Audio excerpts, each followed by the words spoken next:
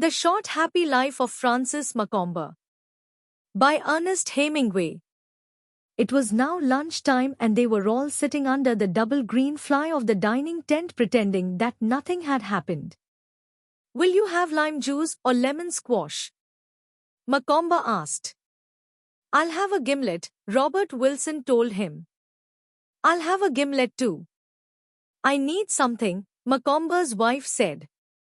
"I suppose it's the thing to do," Macomber agreed. "Tell him to make 3 gimlets." The mess boy had started them already, lifting the bottles out of the canvas cooling bags that sweated wet in the wind that blew through the trees that shaded the tents. "What had I ought to give them?" Macomber asked. "A quid would be plenty," Wilson told him. "You don't want to spoil them." "Will the headman distribute it?" "Absolutely." Francis Macomber had, half an hour before, been carried to his tent from the edge of the camp in triumph on the arms and shoulders of the cook, the personal boys, the skinner, and the porters. The gunbearers had taken no part in the demonstration. When the native boys put him down at the door of his tent, he had shaken all their hands, received their congratulations, and then gone into the tent and sat on the bed until his wife came in. She did not speak to him when she came in and he left the tent at once to wash his face and hands in the portable wash basin outside and go over to the dining tent to sit in a comfortable canvas chair in the breeze and the shade. "You've got your lion," Robert Wilson said to him, "and a damned fine one too." Mrs. Macomber looked at Wilson quickly. She was an extremely handsome and well-kept woman of the beauty and social position which had, 5 years before, commanded $5,000 as the price of endorsing, with photographs, a beauty product which she had never used. She had been married to Francis Macomber for 11 years. "He is a good lion, isn't he?" Macomber said.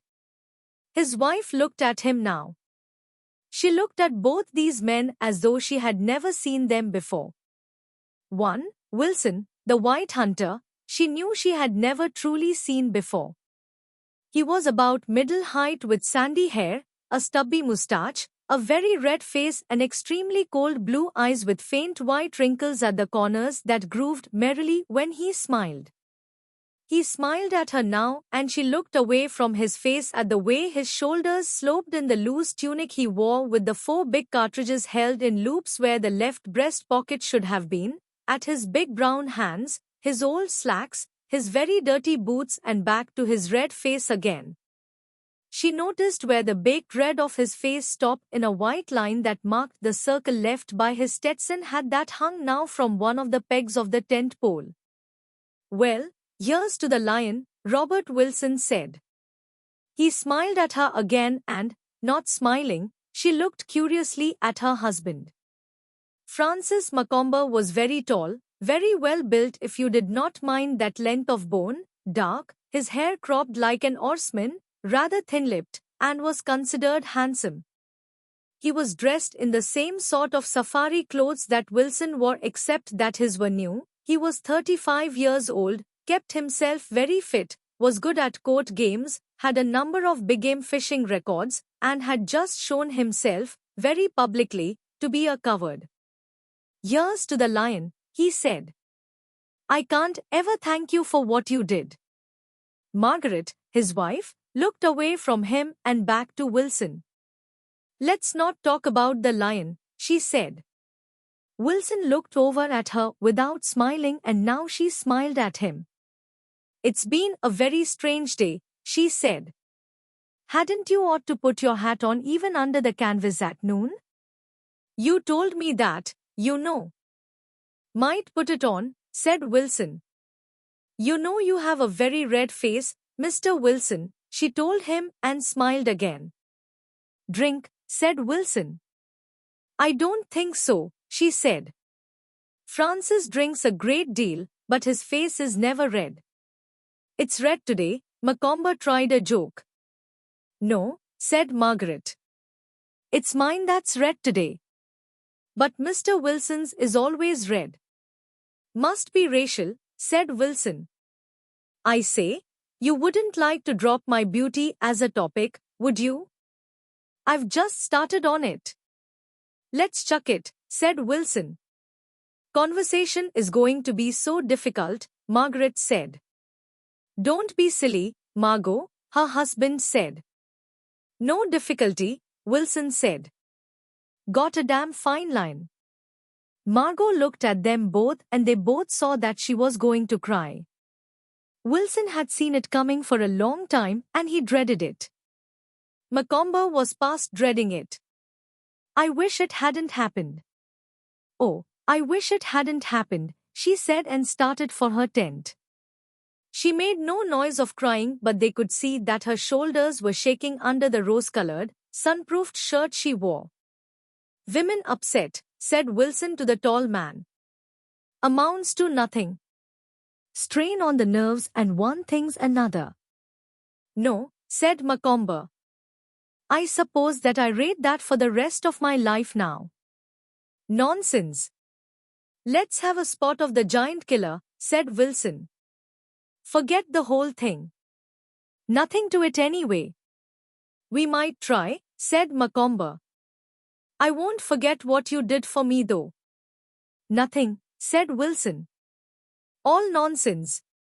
So they sat there in the shade where the camp was pitched under some wide-topped acacia trees with a boulder-strewn cliff behind them, and a stretch of grass that ran to the bank of a boulder-filled stream in front with forest beyond it, and drank their just cool lime drinks and avoided one another's eyes while the boys all knew about it now, and when he saw Macomber's personal boy looking curiously at his master while he was putting dishes on the table he snapped at him in Swahili.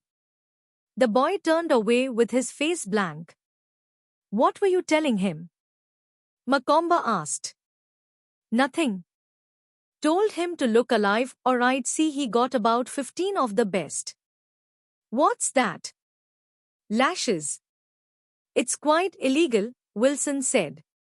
You're supposed to fine them. Do you still have them whipped? Oh, yes. They could raise a row if they chose to complain. But they don't. They prefer it to the fines. How strange, said Macomber. Not strange, really, Wilson said. Which would you rather do?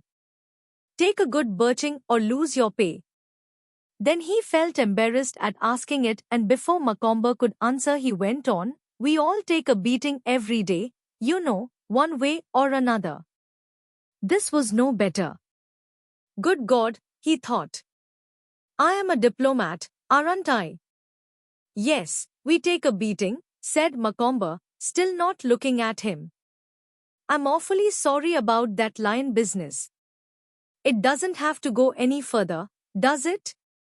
I mean, no one will hear about it, will they? You mean will I tell it at the Mathaga Club?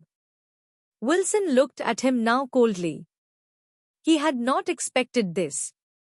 So he's a bloody four-letter man as well as a bloody coward, he thought. I rather liked him too until today. But how is one to know about an American? No, said Wilson. I'm a professional hunter. We never talk about our clients. You can be quite easy on that. It's supposed to be bad form to ask us not to talk though. He had decided now that to break would be much easier. He would eat, then, by himself and could read a book with his meals. They would eat by themselves. He would see them through the safari on a very formal basis. What was it the French called it? Distinguished consideration, and it would be a damn sight easier than having to go through this emotional trash. He'd insult him and make a good clean break. Then he could read a book with his meals and he'd still be drinking their whiskey. That was the phrase for it when a safari went bad. You ran into another wild hunter and you asked, "How is everything going?" And he answered, "Oh, I'm still drinking their whiskey," and you knew everything had gone to pot.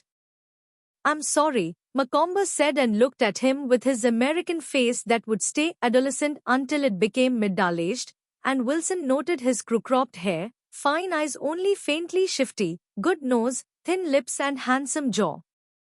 I'm sorry, I didn't realize that. There are lots of things I don't know. So what could he do? Wilson thought. He was all ready to break it off quickly and neatly, and here the beggar was apologizing after he had just insulted him. He made one more attempt. Don't worry about me talking, he said. I have a living to make. You know, in Africa no woman ever misses her lion and no white man ever bowls. I bolted like a rabbit, Macomber said. Now what in hell were you going to do about a man who talked like that? Wilson wondered. Wilson looked at Macomber with his flat, blue, machine-gunner's eyes, and the other smiled back at him. He had a pleasant smile if you did not notice how his eyes showed when he was hurt. Maybe I can fix it up on Buffalo, he said. We're after them next, aren't we? In the morning if you like, Wilson told him. Perhaps he had been wrong. This was certainly the way to take it. You most certainly could not tell a damned thing about an American. He was all for Macomber again. If you could forget the morning. But, of course, you couldn't. The morning had been about as bad as they come. Here comes the Mem Sahib, he said. She was walking over from her tent looking refreshed and cheerful and quite lovely. She had a very perfect oval face, so perfect that you expected her to be stupid. But she wasn't stupid, Wilson thought. No, not stupid. How is the beautiful red-faced Mr. Wilson? Are you feeling better, Frances, my pearl? Oh, much, said Macomber. I've dropped the whole thing, she said, sitting down at the table. What importance is there to whether Francis is any good at killing lions? That's not his trade. That's Mr. Wilson's trade. Mr. Wilson is really very impressive killing anything. You do kill anything, don't you? Oh, anything, said Wilson. Simply anything. They are, he thought, the hardest in the world, the hardest, the cruelest, the most predatory and the most attractive, and their men have softened or gone to pieces nervously as they have hardened. Or is it that they pick men they can handle? They can't know that much at the age they marry, he thought. He was grateful that he had gone through his education on American women before now because this was a very attractive one. We're going after Buff in the morning, he told her. I'm coming, she said. No, you're not.